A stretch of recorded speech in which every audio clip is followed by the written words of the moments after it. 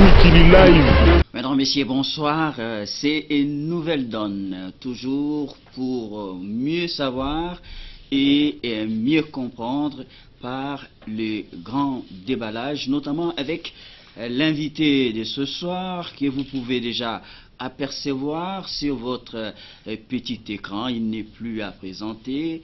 Vital Kamere, c'est son nom. Les voici sans tarder. Monsieur Vital Kamere, bonsoir. Bonsoir. Et bienvenue à nouveau dans Nouvelle Donne pour nous deux.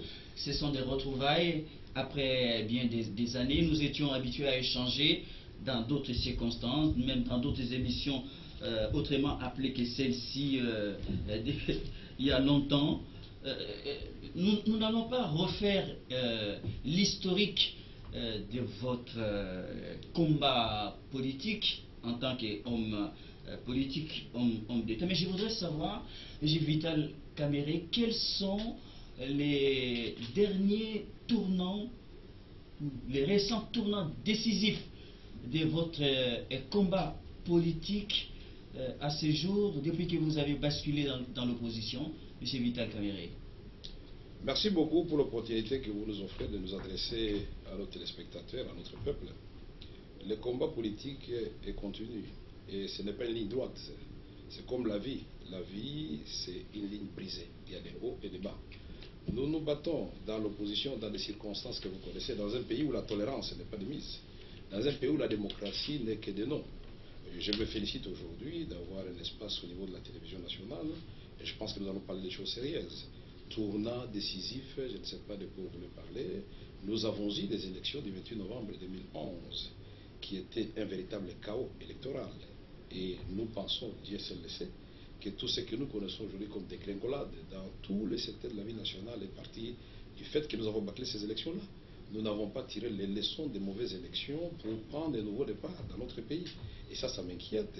D'autant plus que l'opposition ne cesse, depuis le mois de janvier déjà 2013, de rappeler qu'il faut rapidement que les Congolais seuls, comme des responsables, comme un leadership retrouvé, rassembleur, visionnaire, puissent pour une fois démontrer, après plus de 50 ans d'indépendance, qu'ils sont capables, sans l'aide, sans être assistés comme des petits-enfants, de tracer la voie pour mettre le peuple congolais sur l'orbite. Mais nous n'avons jamais été écoutés, que ce soit à Addis Abeba, où nous avons vendu un plan de sortie de crise avec tous les amis, Fayou et les autres du MLC, et de l'IDP, Sambali Banga et Tshisekedi, fils bien sûr, et que ce soit le plan de sortie de crise que nous avons adopté le 5 octobre 2012, nous n'avons jamais été entendus. Et nous étions contents quand le président lui-même a reconnu que les élections s'étaient mal passées et quand s'est adressé pour la première fois devant la Chambre pour dire oui, avec la guerre qui sévit à l'Est, il est temps de faire la cohésion nationale. Mais tout cela a suscité tel espoir dans le cœur des Congolais. Mais par la suite, il a fallu attendre le 25 février 2013 pour que le secrétaire général des Nations Unies rappelle aux Congolais qu'ils doivent signer l'accord cadre d'Addis Abeba. Oui, mais tout cela est connu. Hein, mais vous avez posé une question, c'est très important. Oui, voilà. j'ai été très précis qu'on ne va pas refaire l'histoire de votre politique. Mais la guerre est terminée maintenant. D'après vous, à l'est du pays. Non, c'est reconnu à travers le monde, jusqu'aux Nations Unies. On se frotte les mains. Est-ce que pour vous, Vital Kamere, vous êtes toujours dans votre esprit de ce qu'on disait de vous, les pacificateurs? Je vous laisse juger vous-même, parce que avant que la guerre ne commence à l'est de la République démocratique du Congo, nous l'avions dit, avec ce que nous venons de vivre comme élection, faisons attention, l'est de la République démocratique du Congo est encore fragile. Et nous avions vu et nous avions lu dans les intentions des uns des autres. Aujourd'hui, nous le disions à l'époque, pouvaient être contents d'avoir été assistés par le CNDP, qui avait terrorisé tout le monde. Et nous avons été la première victime dans les territoires de Massissi, où notre député, élu haut la main, a fait la prison et on a coopté le nom déjà du CNDP ici, dans la honte nationale. Et nous avions toujours dit que la guerre n'appelle que la guerre et massacre de population. Trouvons une issue pacifique Et je suis content que vous le rappeliez, puisque ça a toujours été la détermination de l'Union pour la nation congolaise. Et c'est pourquoi le secrétaire général de notre parti avait signé une circulaire pour dire que quiconque va adhérer à un autre parti, puisqu'on ne peut pas partir dans deux partis à la fois, ou à un mouvement politico-militaire, ou à une rébellion, il perd sa qualité de membre de l'UNC. Parce que nous sommes inscrits dans un schéma démocratique de conquête de pouvoir par la voix du peuple. C'est Dieu qui parle à travers le peuple, et c'est le peuple qui donne le pouvoir, et c'est Oui, vous dites quoi?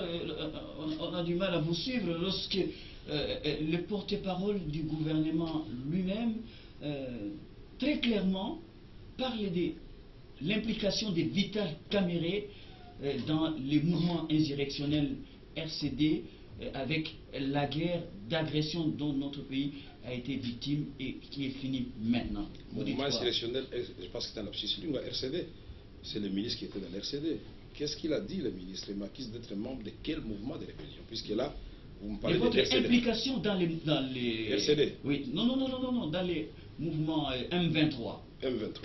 Mais pour ne pas aussi abuser de la patience de nos téléspectateurs, nous avons tous été ministres de l'information, porte-parole du gouvernement. Pacificateur, mais qui finance un mouvement qui agresse notre pays avec l'application des étrangers. J'ai entendu cela de la bouche du porte-parole du gouvernement et je trouve que ce sont des accusations très graves.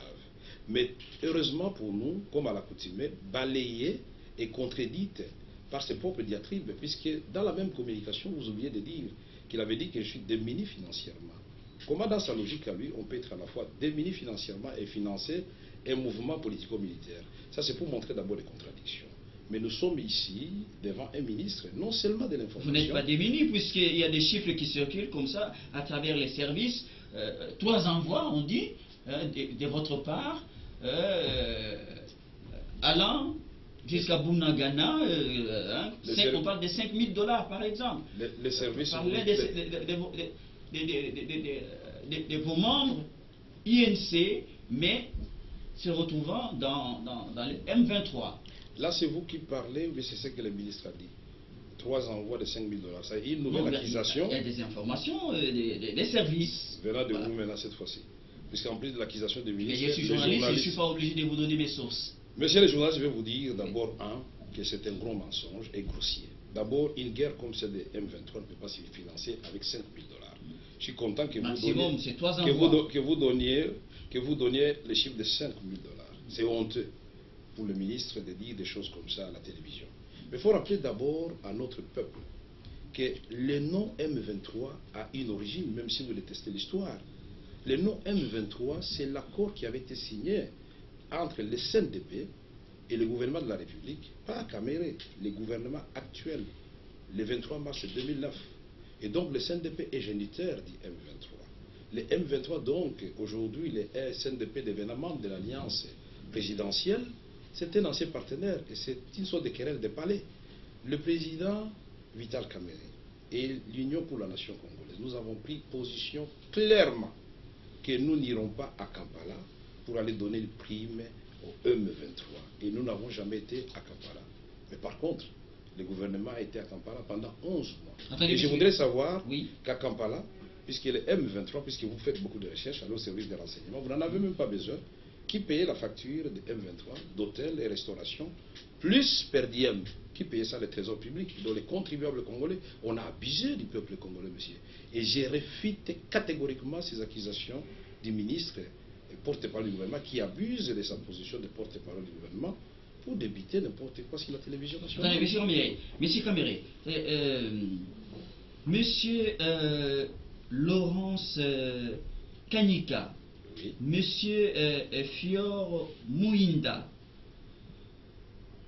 qui a participé activement à votre campagne des élections en 2011, et également monsieur Elias Karokoli, également aussi monsieur, ils sont 4, monsieur Alidor Matoudi. Vous connaissez ces personnes? Oui. Qui sont-elles? Qui sont-elles? Ce sont des citoyens congolais et je voudrais que vous posiez clairement votre question et je vais vous répondre. Je suis pas là Vous le devant. connaissez comment en tant que Posez votre question, puisque nous sommes dans le cadre oui, c'est moi qui d'une pose des recherche questions et d'information vous le connaissez pour en tant que informer en tant que le peuple qui? congolais. En tant que qui, Je monsieur vois là où Gobert? vous voulez en venir. Oui. Je sais que le ministre vous a donné des informations d'abord erronées. Non, j'ai plusieurs sources. Hein, Oui, plusieurs vous sources. pouvez en avoir ministre. plusieurs, mais Oui. moi je préfère. Mais vous répondez à la moi, question, je ne la cache pas les question. sources. Hein? Moi, je ne vais pas cacher les sources. Moi, je vais vous sortir Sont-elles des membres de l'UNC dans les M23? Non, soyez tranquille, monsieur Simplice Kalunga. Je suis bien préparé. Ça sera des documents qui vont parler par nos cœurs. Ça, c'est la circulaire de mon parti. Et votre caméraman peut filmer ça. Et je peux vous lire ça après. Et vous regardez la date, parce que vous allez croire que j'ai fabriqué ça aujourd'hui. Ça se trouve sur Internet. Elle est là, la circulaire. Cette circulaire est claire, rappelle aux cadres et militants de l'INC. La direction nationale de l'INC informe tous les cadres et militants du parti qu'à l'issue de sa réunion du 21 décembre 2012, pas 2013, il avait été décidé que tout membre de l'INC qui adhère à un autre parti politique, à un mouvement politico-militaire ou tout simplement à un mouvement armé ou insurrectionnel se met en marge du parti et perd d'office sa qualité de membre de l'INC. Il aura demandé que large diffusion soit faite. Laurence, Alidor et Fior, ils ont fait leur conférence de presse. Ils avaient été interviewés. Pour peu que vous étiez grand chercheur, comme vous le dites, vous seriez déjà édifié. On a voulu qu'ils disent que c'est Kamere qui nous a envoyés. Ils ont dit non. Le président était clair, il ne veut pas de mouvement insurrectionnel. Et nous avons opéré nous-mêmes notre choix. Et à partir d'aujourd'hui, nous sommes à Bunagana. Mais vous ne pas une lettre qui les exclut pour n'avoir pas obéi à la circulaire. La lettre est là. Ils avaient pris acte de la lettre. Et ils sont toujours considérés comme membres de l'UNC. Non.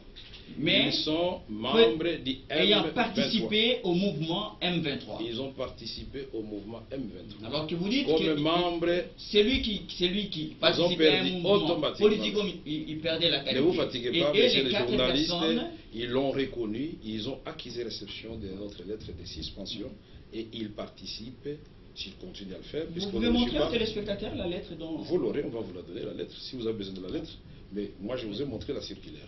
Donc, n'importe qui se perd quelque part à Ouvira ou à Mbujimaï, qui participe à un mouvement politico-militaire ou insurrectionnel, nous n'avons même pas besoin de lui rappeler, puisque là, la circulaire est là. Et c'est fait, l'administration est là. Et depuis que ces personnes ont participé en tant que membres du M23, vous n'avez plus jamais eu de contact avec eux? Jamais, et c'est pourquoi j'ai voulu de façon solennelle le ministre Mende, ministre de la communication, pas seulement de la communication, porte-parole du gouvernement, mais d'initiation à la citoyenneté.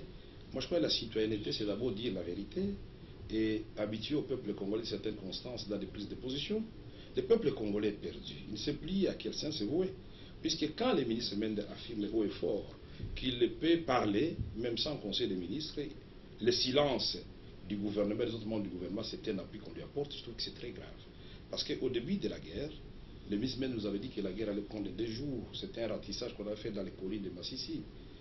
Et quand on a commencé à dire à Goma et dans les Rutshuru et même dans la diaspora que c'était le Rwandais qui était derrière le mouvement du 23 mars, le ministre Mende a fait un point de presse pour dire nous ne voulons pas qu'on sème la zizanie.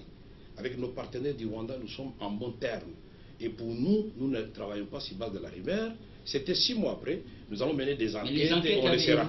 Voilà, le même, il a évolué. C'était une guerre d'agression. Vous me laissez répondre. Oui, je vous en prie. Ou alors vous êtes à la place non, du je ministre. vous en prie. Moi je réponds, puisque quand vous posez des questions au ministre, il répond. Je dois répondre et l'opinion doit être fixée.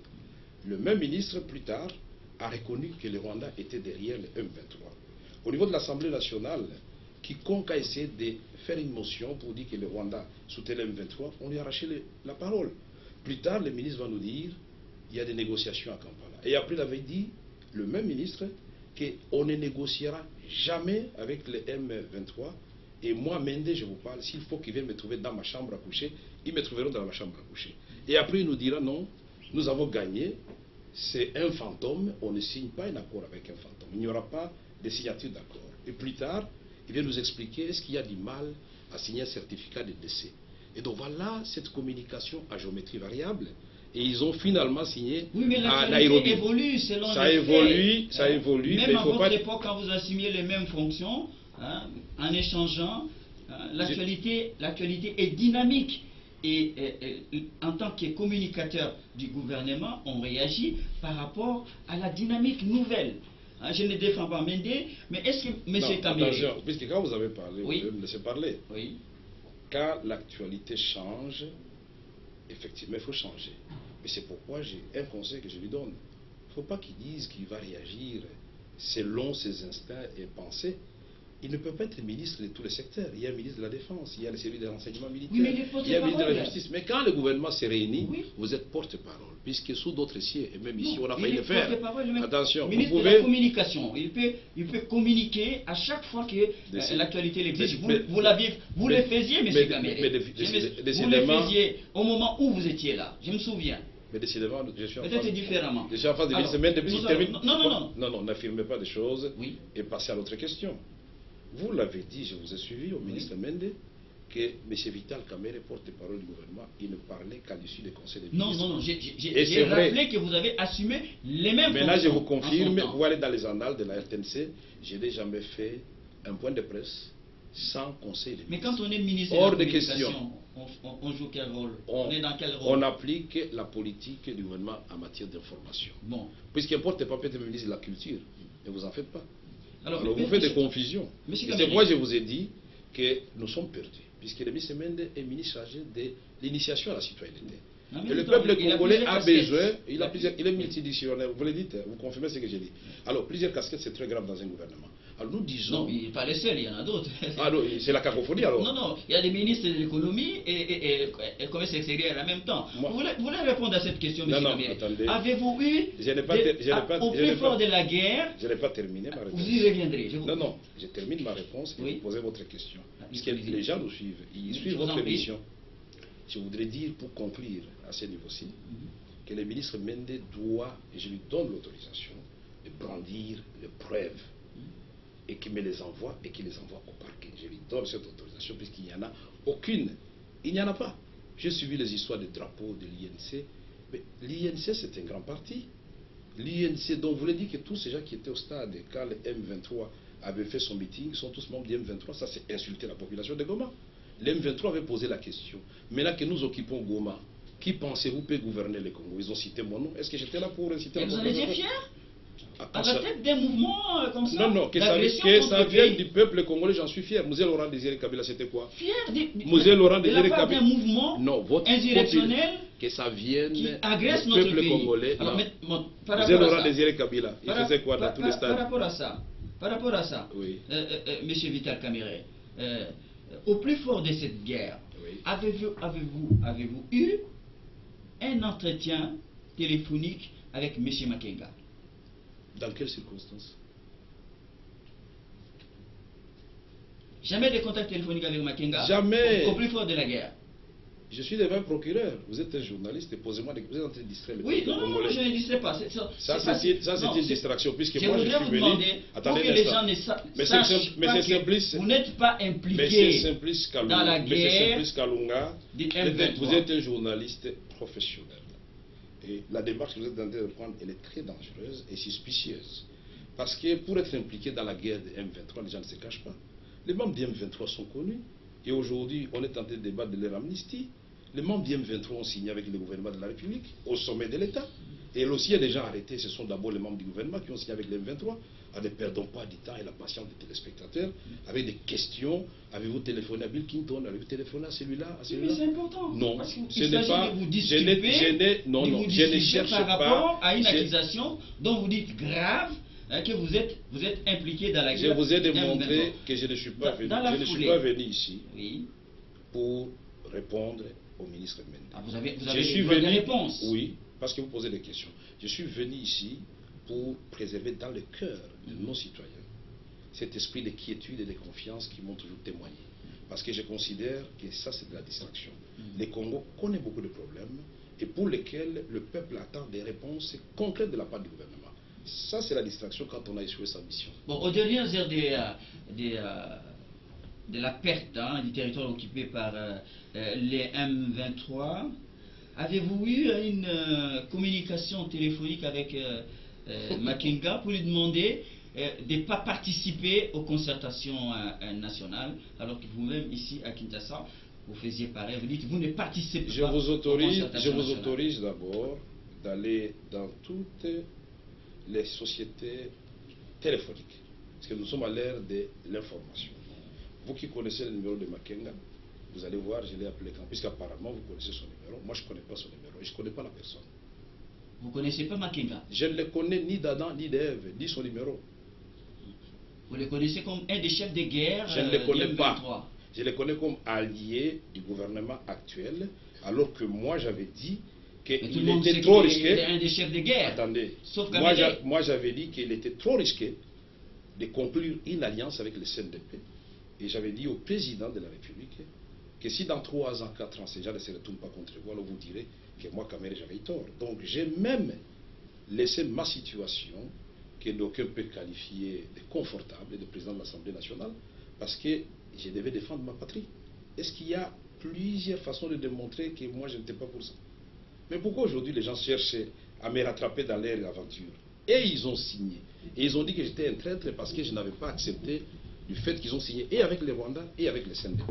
Les CNDP géniteurs du M23. Et jusqu'à preuve du contraire, le CNDP fait partie de la majorité présidentielle. Nous parlons de quoi alors? Est-ce que votre implication dont parlent les porte-parole du gouvernement peut être assimilée à une trahison contre la patrie de la part des Camerounais? C'est une cabale et cela n'est qu'une partie visible de l'iceberg.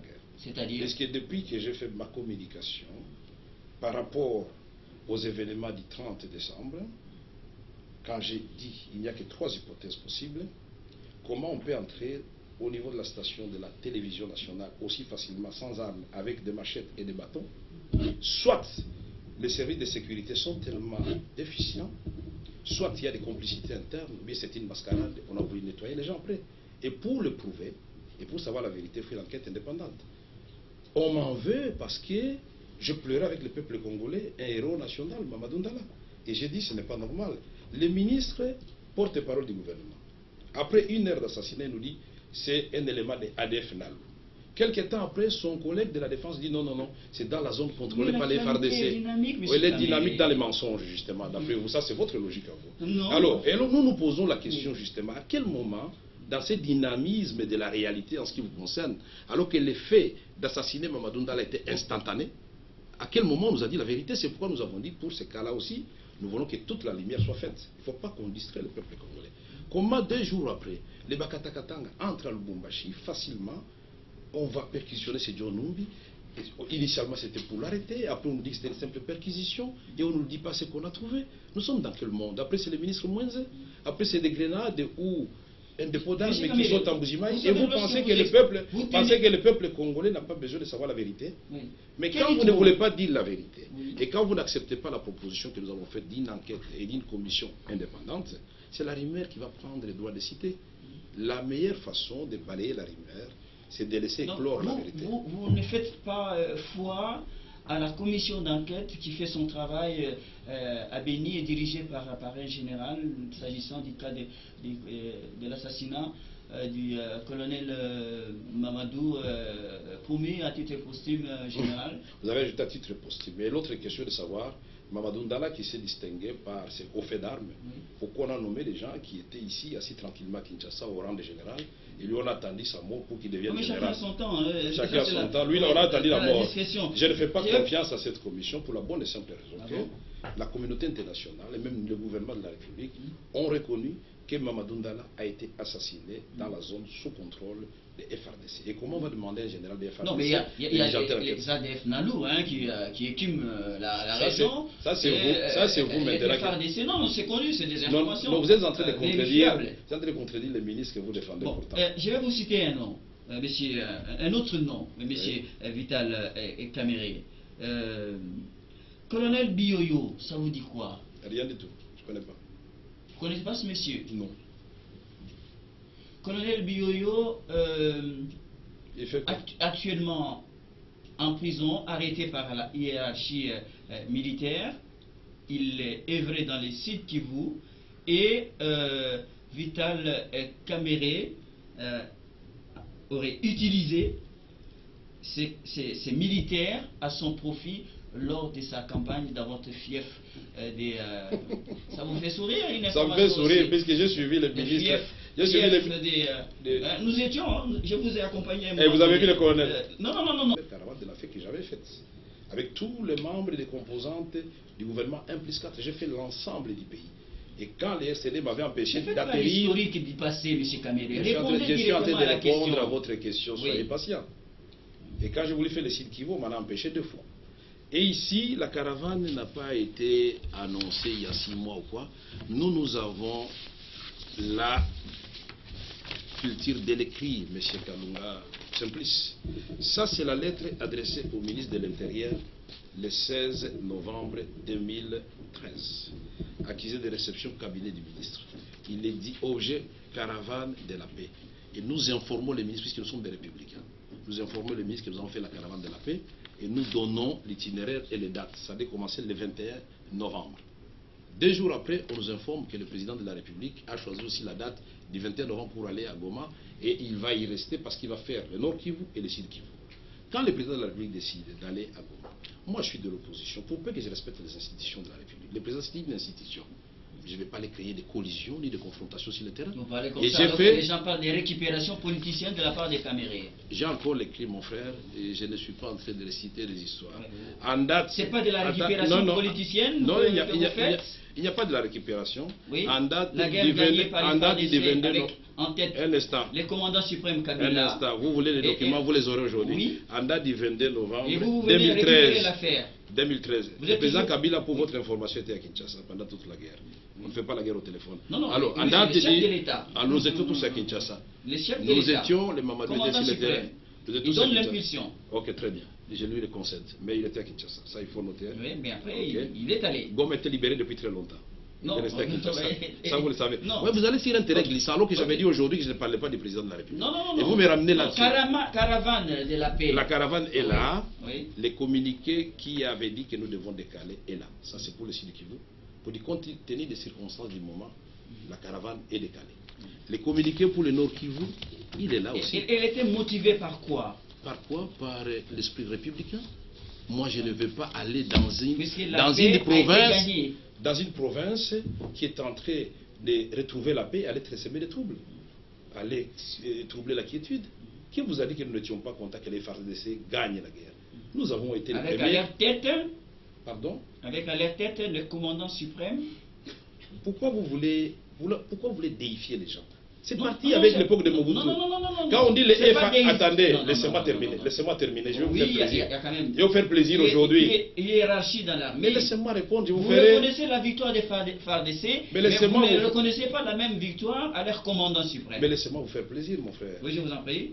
Non, je ne suis pas là pour recevoir vous faites du plaisir de la part des Kamerhe, mais pour répondre, clarifier des téléspectateurs.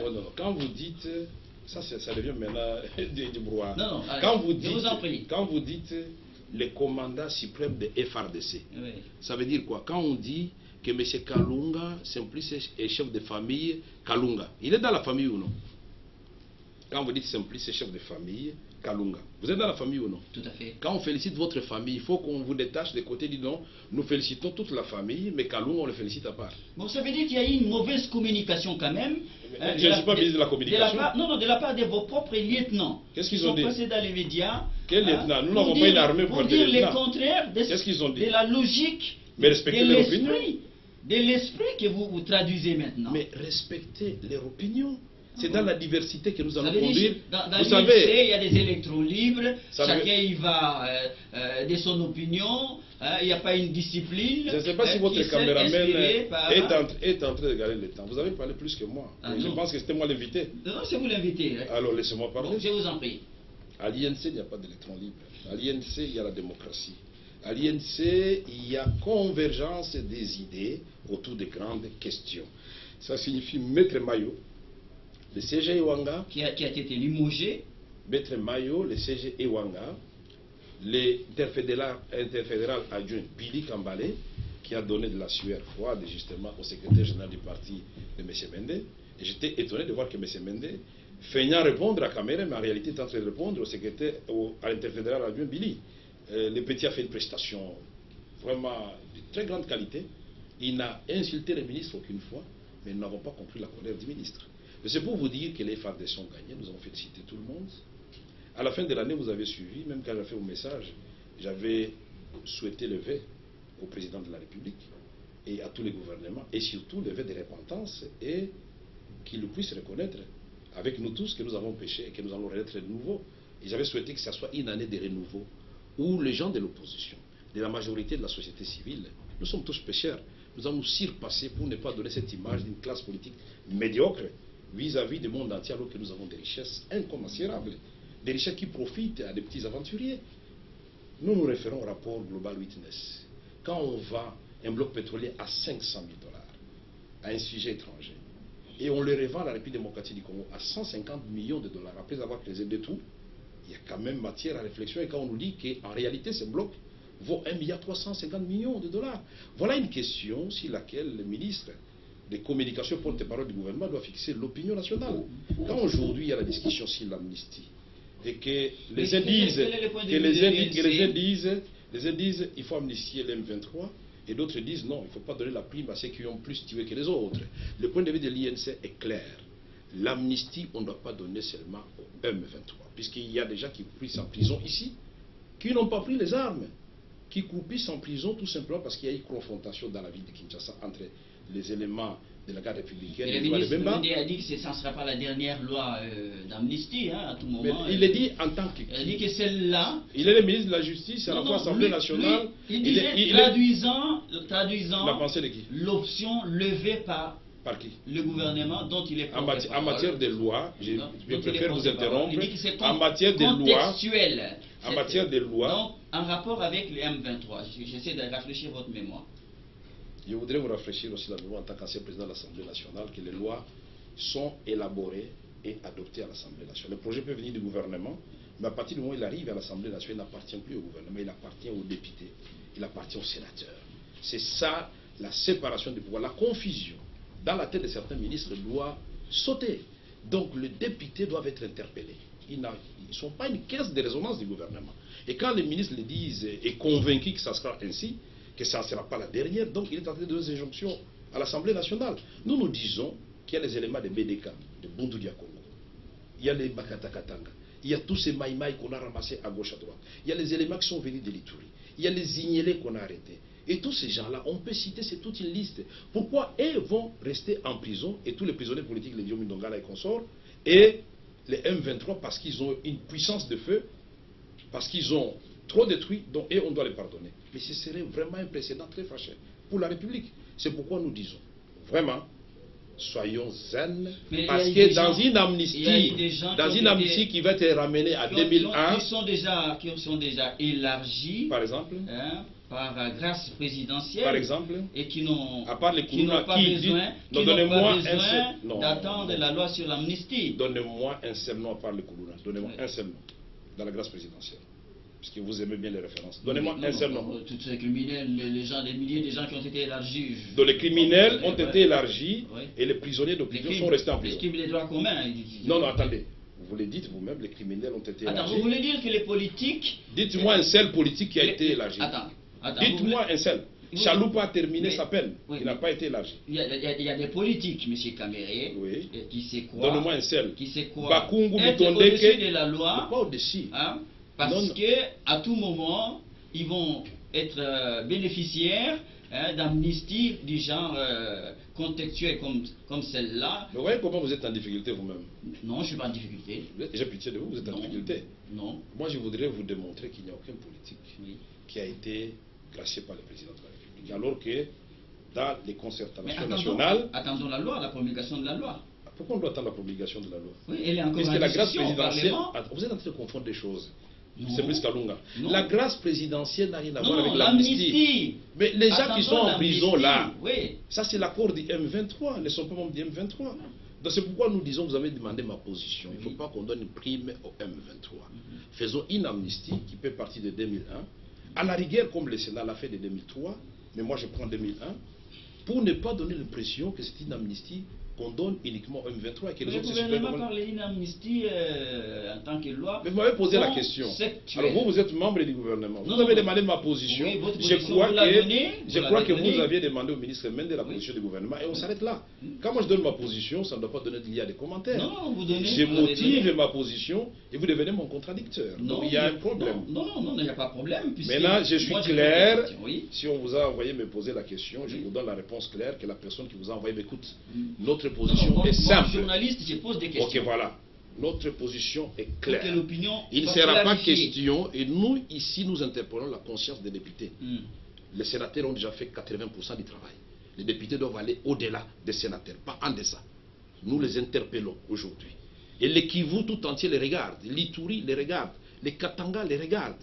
Nous allons voir s'ils vont donner une prime au M23 ou s'ils vont tenir compte du fait que nous sommes à la recherche de la cohésion. Ça veut dire quoi? Une amnistie uniquement pour les M23 et les autres qui ont été arrêtés dans l'État restent en prison. Tous à entendre les porte-parole du gouvernement ne seront pas amnistiés ou ne sont pas amnistiables ou éligibles à l'amnistie. Mais c'est tout à fait normal. Nous n'avons pas demandé qu'on amnistie les gens qui ont commis des crimes de guerre, des crimes contre l'humanité.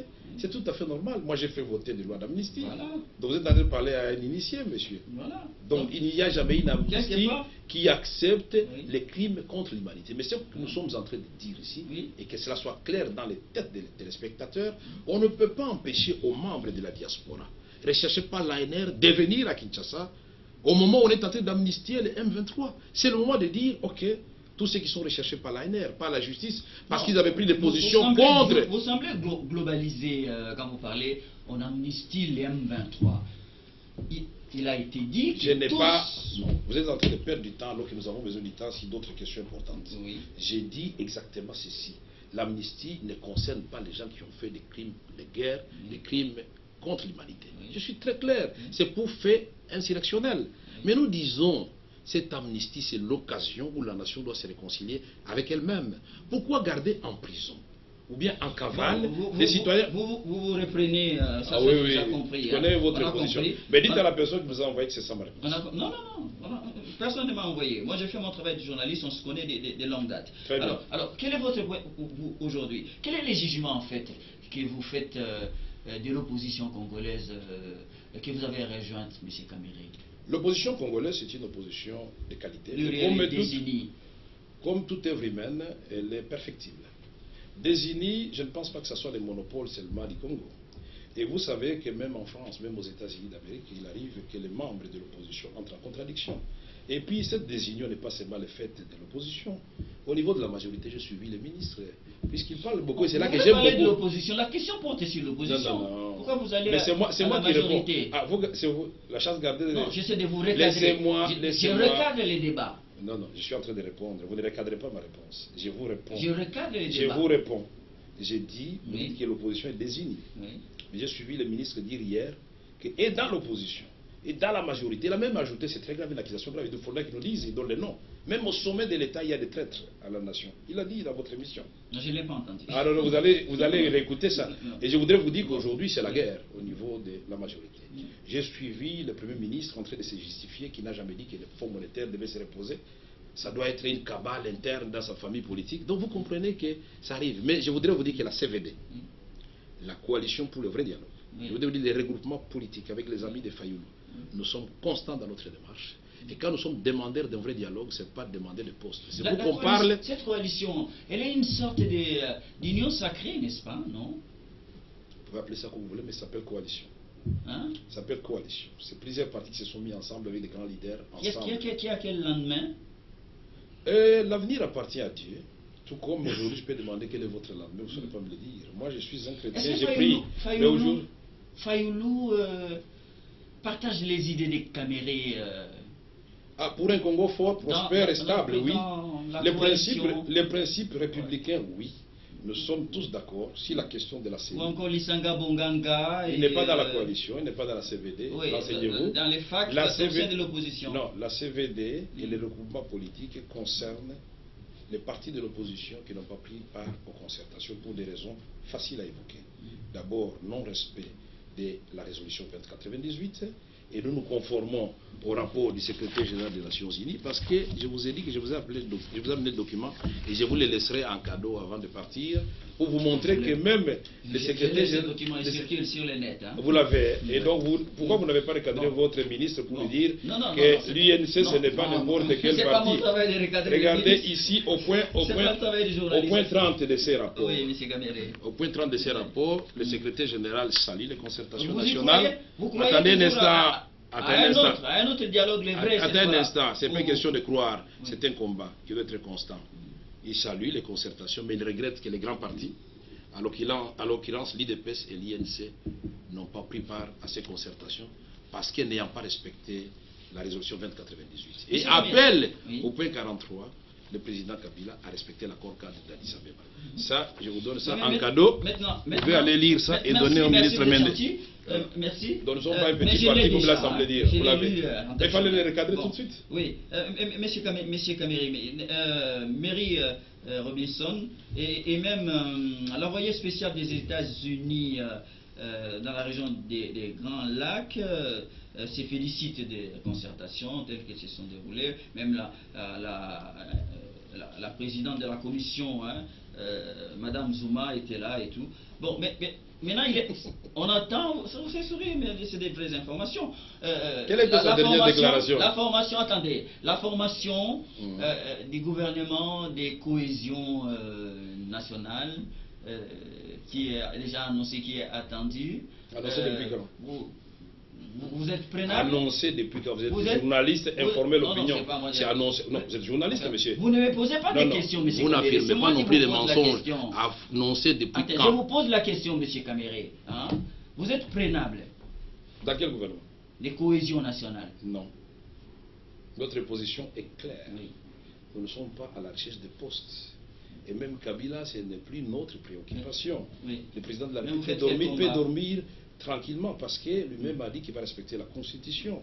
Donc il est là en train de préparer les bagages et nous savons que le 19 décembre 2016, à minuit, il y aura un autre président de la République. Donc nous sommes en train de fourbir nos armes pour les élections à venir. C'est pourquoi notre combat. Mais on n'en est pas trop pressé. Vous de la majorité, peut-être, vous êtes en train de rouler dans la farine. J'ai vu Malouma nous présenter. La guerre est finie. Ce que Malouma nous a présenté, c'est du mensonge alors. Comme vous êtes de la majorité, il y a une feuille. Alors vous attendrez la veille pour préparer les élections. Il y a une feuille de route. Non, nous disons ceci. Notre préoccupation du moment, c'est quoi? C'est avoir un vrai dialogue. Pourquoi un vrai dialogue? Pour parler de quoi? Non, ne vous en faites pas. Ou bien vous voulez les armes ou vous voulez le dialogue, monsieur? Vous voulez les armes ou les dialogues? Nous nous demandons le dialogue. Les armes. Je vous pose à vous la question. Vous dites dialogue, vous riez. Et moi je vous dis peut-être les armes vous arrangent, vous. Nous voulons le dialogue. Ça ne devait pas vous faire rire. Non. C'est pour confirmer notre position de pacifistes et de pacificateurs. Alors, quand on dit nous voulons le dialogue, vous ne devez pas rire. Ça ne devait pas vous faire rire, puisque gouverner, c'est dialoguer constamment. Et dialoguer pourquoi? Là, j'allais peut-être vous répondre. Dialoguer pourquoi? Nous devons tirer d'abord les conséquences des mauvaises élections de 2011. Mais ça a été pour bien préparer. Concertation nationale, non? Mais qu'on applique alors. Parce que vous avez... Mais qu'on applique, nous attendons 679 recommandations. Vous avez pratiqué la politique de la chaise vide. Non. Nous disons, la CENI, avec M. Labé Malou, nous allons lui rappeler tout ce qui avait été planté comme décor avant, pendant les élections, après les élections, pour que nous ne soyons pas mordus deux fois. Et qu'il y a des garanties, il y a des garanties qui déterminent. L'ensemble de l'opposition. Mais vous m'avez posé la question, nous sommes la CVD et nous sommes le regroupement politique. Je suis vraiment qualifié pour le dire puisque je connais la position des uns et des autres. Mais M. Martin Fayoulou a écrit aux députés, notre position est connue, c'est celle-là. Nous disons quand le M. Malma nous demande... Nous respectons chaque parti politique. Nous sommes la CVD. Nous sommes le regroupement politique. Ne nous emmenez pas dans des polémiques. Nous respectons la position de l'IDPS qui est aussi notre position. Puisque l'IDPS... l'appendice. Qui est l'appendice de quoi? Les on là c'est qui? Puisque vous êtes un journaliste. L'opinion en général. L'opinion, quelle opinion? Kaméré a trouvé dans la personne d'Etienne Tshisekedi, l'UNC, un fonds de commerce. Mais la même opinion, quelqu'un de votre entourage, vos amis journalistes, m'avait posé la même question en disant oui, M. Kaméré, pourquoi vous avez... Tout le temps, la bouche de Tshisekedi. Pourquoi vous avez évité d'être avec M. Tshisekedi ou derrière Etienne Tshisekedi? Alors, de toute façon, c'est une contradiction. En 2011, moi je peux être l'appendice, il faut être tranquille de ce côté-là. nous avons toute une vision pour un Congo fort, prospère et stable. Parce que nous sommes convaincus et nous y croyons. Tant que nous sommes la deuxième forêt du monde, nous avons un rôle à jouer dans la lutte contre le réchauffement climatique. Tant que nous sommes la troisième réserve d'eau, nous allons faire en sorte que les Congolais aient l'eau. Après les Canadiens et la Chine, c'est nous. Tant que nous sommes la deuxième réserve des terres arables, nous ferons en sorte qu'il y ait à manger pour les Congolais. Vous hallucinez, monsieur. Tant que je n'hallucine pas, tu es de la majorité parce que tu vois que c'est impossible. Non, c'est faisable. Je suis journaliste politique. Mais posez-moi la question de m'insulter. Comment je vais le faire, je vous le dirai. Oui. Au lieu d'être content d'être en face d'un politique qui vous parle cette fois-ci, de la façon dont il voit les Congos, il va se relever. Et je vais vous le dire comment. D'avoir des ambitions comme ça. Attention, nous avons les domaines de l'énergie propre, non renouvelable et non polluante. Inga à lui seul, s'il était français, s'il était allemand, et si nous instaurons un leadership responsable et visionnaire au Congo, Inga à lui seul peut développer le Congo, puisqu'il donne le courant à l'ensemble de l'Afrique, à l'Europe méditerranéenne. Branchez si les barrages dans soi. Vous allez jusqu'à l'Asie. Ok, je vous le conseille. Ça, non, allons dans les mines, rentrons dans les mines. Ça, c'est les programmes dans les mines. Non, c'est la réalité. Ça n'est pas à l'ordre du jour. C'est à l'ordre du jour, puisque le peuple congolais est en train de suivre. Il doit savoir comment on peut racheter son bloc pétrolier. Les gens de Mwanda sont en colère à 500 000 $ et on revend ça au gouvernement à 150 millions. Vous revenez dans les bonnes habitudes des nouvelles donnes. Donc on va le faire. Donc je voudrais vous montrer que les débats qui intéressent le peuple congolais, c'est de savoir comment tous ensemble, sans nous diaboliser, tous ensemble, sans nous diaboliser, nous pouvons valoriser les ressources naturelles que Dieu nous a données. Ça nous intéresse. Au lieu que vous, les journalistes, vous veniez là pour opposer les gens. Non, mais pas du tout. Voilà. Monsieur Kamere, Monsieur Kamere, quelles sont les suites ou les retombées du conclave des limités? Les conclaves délimités, justement, c'est ce qui nous a donné, nous, la légitimité de rester. On attendait que Kamere soit consacré, adoubé, porte-parole de l'opposition, dont le poste restait vacant. Ce n'était pas l'ordre du jour, parce que M. Minakou et M. Kengwadondo, respectivement président de l'Assemblée nationale et du Sénat, avaient fait un calendrier qui allait jusqu'au 29 ou 25 septembre 2013. Il appartient maintenant à M. Kalunga Simplice d'aller poser la question à ces hauts responsables de l'État pourquoi ils peuvent rendre public un calendrier alors que l'opposition a déjà élaboré son projet de règlement intérieur. C'est la seule exigence légale faite à l'opposition. Et alors pourquoi on ne le fait pas? Maintenant j'ai compris. On attendait Kamere. On a peur que Kamere devienne porte-parole de l'opposition, mais on attendait Kamere. Donc je ne comprends pas. Vous me transmettez un message là. Kamere est dans l'incapacité de dominer ses égaux. Ah bon? Mais vous m'avez vu diriger l'Assemblée nationale, il y a 500 députés. Il y a 3700 agents de l'administration. Allez poser la question là-bas. Je suis le seul peut-être président de l'Assemblée nationale qui ne chassait pas les gens dans les couloirs quand j'arrivais. Je parlais du plus petit au plus grand. Allez poser la question, ça vous pouvez vérifier. Au ministère de l'Information, posez la question au DG sortant. Combien de fois Kamere est allé demander l'argent de publicité pour gérer dans son cabinet? L'office était autonome. Je n'intervenais en rien, je surveillais seulement la politique du gouvernement en matière d'information. Ça, c'est moi. J'étais commissaire général du gouvernement chargé du suivi du processus. Monsieur Kamere, vous faites bien. Quand j'ai négocié, vous m'avez posé la question, je dois le faire, puisque vous ne l'avez pas fait. Le ministre Mende l'a fait pour lui-même aussi. Alors, il faut lui poser la question. Quand moi, j'étais porte-parole de la délégation gouvernementale à Lusaka et à Sun City, lui, il était de quel côté? Puisque le pays à ce moment-là était... Il y a des gens qui avaient des ciseaux à la main pour balkaniser les Congo. Le ministre était dans quel camp? Vous y revenez? Vous m'avez posé une série de questions. Vous avez posé une série de questions téléguidées. Tout le monde a compris. Non, pas du tout. Vous connaissez Makenga, vous connaissez Biyoyo. Ça vient faire quoi dans une émission? Non, des informations. J'ai des entrées. Encore qu'on peut lire le nom de quelqu'un dans les journaux. J'ai des entrées partout, sur ces informations. Vous connaissez Osama Bin Laden, non? Le nom de Osama Bin Laden, vous le connaissez ou non? Monsieur Kamere, le retour de l'enfant prodigue Vital Kamere au Bercail est toujours possible? Quel Bercail? À la maison. Quelle maison? Moi, je n'ai jamais quitté la maison Congo. Moi, je suis dans la maison. On vous considère à l'opposition, vous êtes une taupe, on vous regarde ancien défaillance limitée. Le retour est possible, l'enfant prodigue, ça vous fait sourire, M. Kamere? Ça me fait sourire. Puisqu'en même temps, du côté de la majorité, quand on voit tous ceux qui sont en train de peaufiner comme stratégie, interdiction de sortie, tantôt on dit que c'est un vrai, et l'autre dit c'est un vrai et faux. Et puis on nous dit, bon, vous pouvez sortir. Et M. Caméré, nous l'avons envoyé quoi? La dernière Non, fois. non, non, non, vous avez peur. La dernière fois. Vous avez peur. Non, non, je n'ai peur de rien. Les rapports se terminent. Oui, personnel. Je lui ai donné un conseil personnel. Et je l'ai fait encore du haut de ce micro. La vie, c'est l'histoire que nous écrivons chaque jour. Et il n'est jamais trop tard pour bien faire. Que le président Kabila ferme les oreilles à tous les flatteurs. Puisqu'il est dit, tout flatteur vit aux dépens de celui qui l'écoute. Et dans Proverbe, beaucoup de gens vont courir vers les riches. Mais c'est Dieu qui fait droit à chacun de nous. Qu'il essaye de respecter la voix du Dieu, du peuple, c'est la Constitution.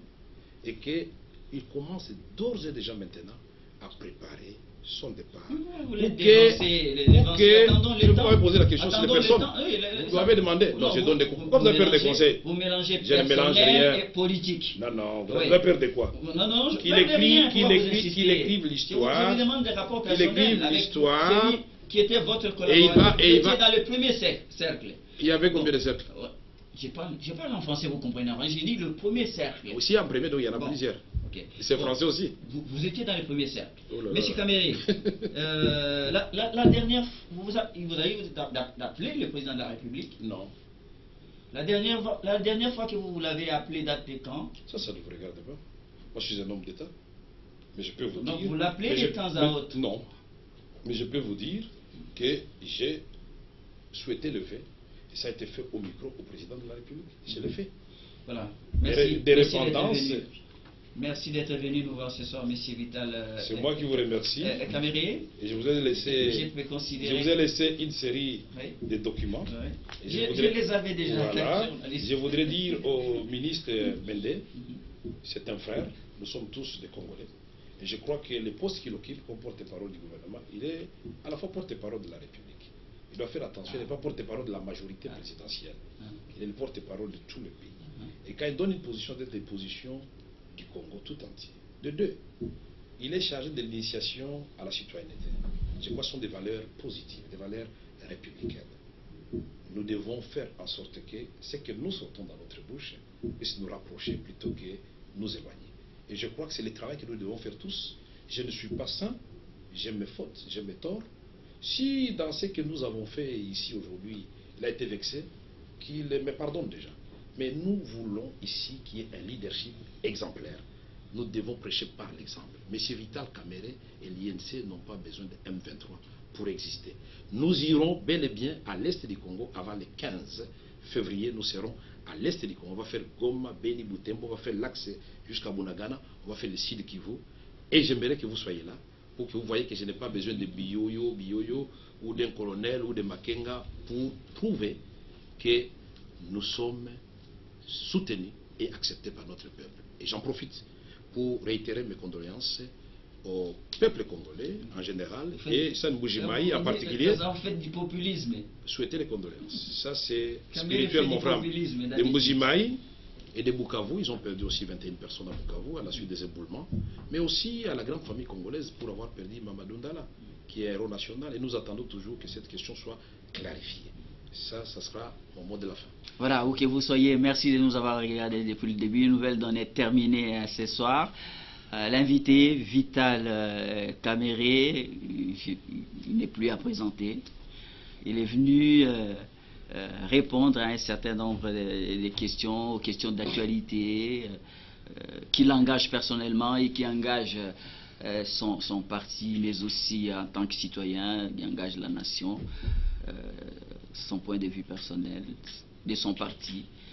Merci encore à vous tous, surtout à l'équipe technique qui m'a aidé à préparer, à réaliser...